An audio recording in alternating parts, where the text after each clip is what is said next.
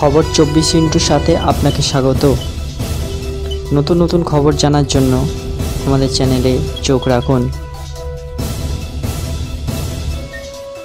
মকর সংক্রান্তি উপলক্ষে দেশ জুড়ে উৎসবের মেজাজ। গঙ্গাসাগর থেকে শুরু করে কলকাতার বাবুঘাট শাহী স্নান করতে মানুষের ভিড়।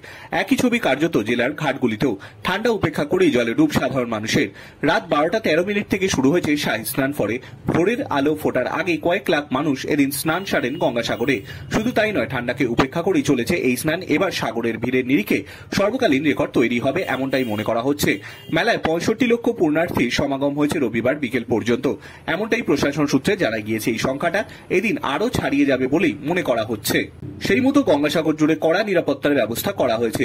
প্রশাসনের উচ্চপদস্থ আধিকারিকেরা যেখানে রাত থেকেই অ্যালার্টে রয়েছেন, পাশাপাশি নৌবাহিনী এবং বিপর্যয় মোকাবিলা বাহিনীকেও অ্যালার্টে রাখা হয়েছে।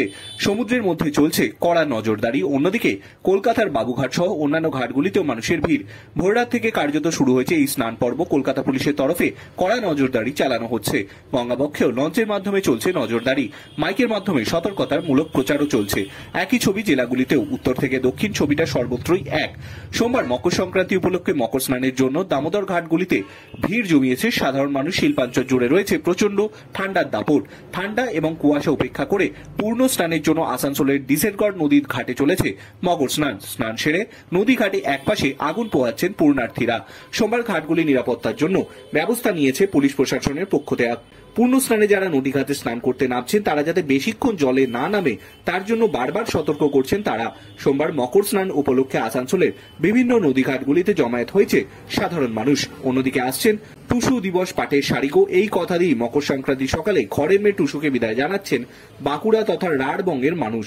দীর্ঘ এক মাস প্রতি সন্ধ্যায় গানের মাধ্যমে টুসু আরাধনা শেষে মকর সংক্রান্তির আগে জাগরণ শেষে এবার তাদের বিদায়ের পালা। তাই মকর সংক্রান্তির দিন সকাল থেকে টুসু বিদায়ের বেদনা ভরা সুর বাঁকুড়ায় আনাচে কাচানে শোনা যাচ্ছে।